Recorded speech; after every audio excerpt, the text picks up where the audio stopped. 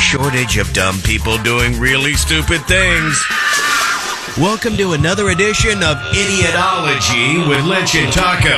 101.1 WJRR. Bunch of frickin' idiots. All right, this hour brought to you by Rock the Bank. More opportunities today and every weekday for you to win $1,000 just for listening to JRR while you work. Alice, Albert, Wendy, all WJRR listeners who have won $1,000 and, yes, have rocked the bank. Your chance is next.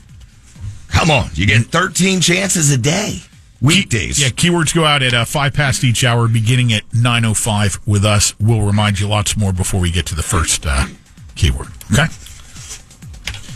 Let's begin in Marathon down in the Florida Keys. Oh, no. I'm dreading this one. 65-year-old Bradford Todd Picarello operates outlaw fishing charters. No, I don't know him. Thank goodness. I know, like Pat alluded to, I know a good amount of captains down in the Keys because my boy Bobby Ray. And I was a little worried that it might be a captain I knew in trouble. Well, Bradford made a big catch. He caught some keys in the Keys. Oh, yeah. Found some cocaine floating in the seas. Do you remember what a certain captain told us? When you see that, you let it keep on floating by. Not Bradford. Bradford collected the free keys that were just floating out there. And did it say how many kilos of coke? No, it says a sizable quantity. Okay. Which he tried to sell. Uh-huh. And one of the potential customers was an undercover agent. Yeah. I might have known some people involved in one of the stings probably about now 3 years ago. I know we've talked about it. We did, and it was a very big sting. I also know we've talked about the scenario, which it's a very real thing that any of us could encounter here in Florida. It's like the layman's.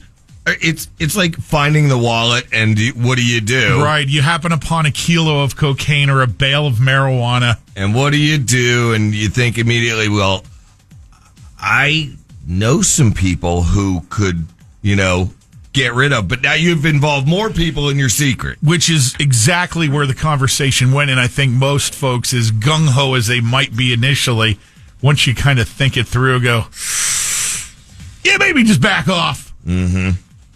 So. And also, you don't know who's got eyes on you at all times. Coast Guard, right? Down there, looking for you to be grabbing shorts, as in short lobsters, or doing anything illegal, not having enough info on your boat, or then they see the keys floating up.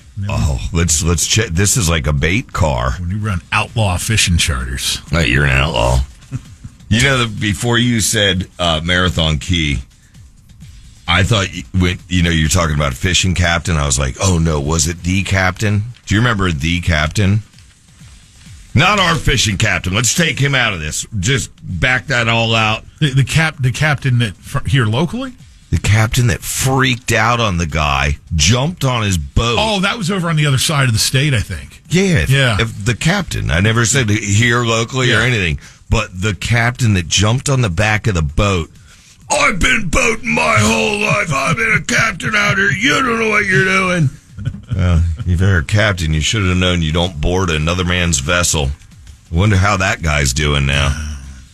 I had PTSD. That's what. Look, PTSD is a real deal for our military, which God bless all you who've protected this company or this country, and I feel bad as hell that you're going through that. Hang in there.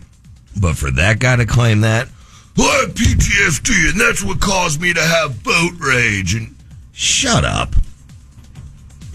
It's stolen valor in my eyes. Just for the record, you can have PTSD for other things other than just being in the military. I know, but that dude... You're going to get blown up on the text line. I don't care. That guy had PTSD from being a captain so long.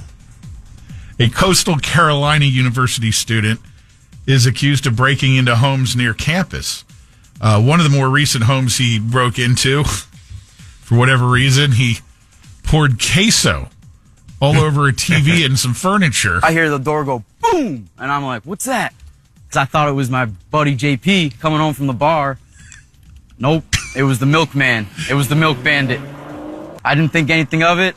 Went to the bathroom, went back to bed, woke up the next morning, milk everywhere, on the floors, everywhere. Yeah, they had nicknamed this guy the milkman because he, at another break-in, had poured milk all over, a student's interior of their apartment. This place, though, he went with the queso.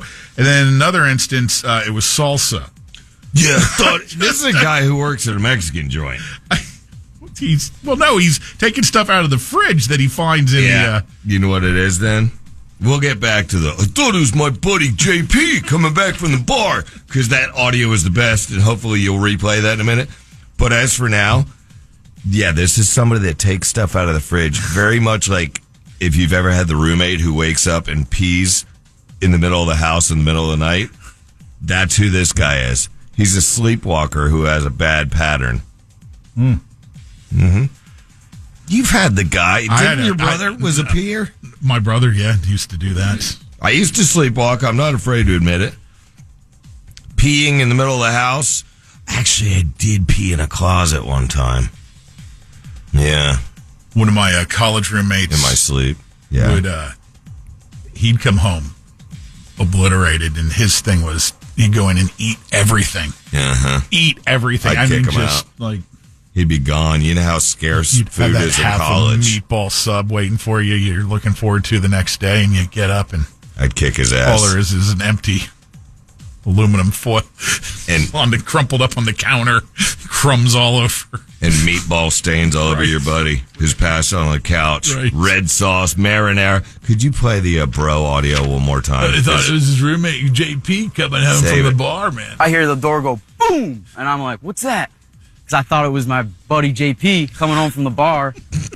Nope, it was the milkman. Right, the milkman. Oh, God. We've got an upskirting story. It's been a minute since we've had one of these pervs. This guy's, wow. Mm-hmm.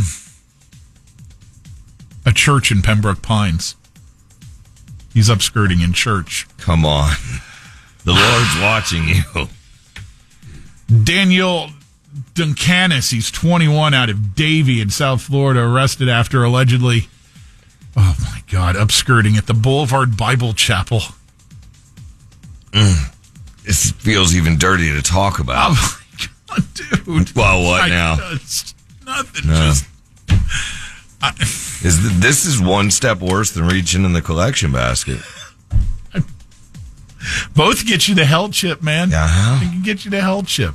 Somebody texted in, that's a waste of some good queso and salsa. Queso all over your TV. Jeezy.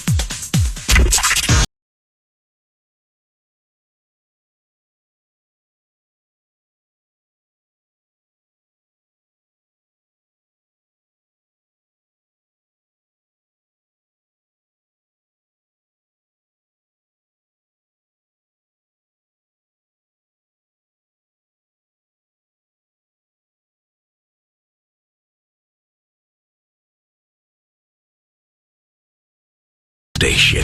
JRR.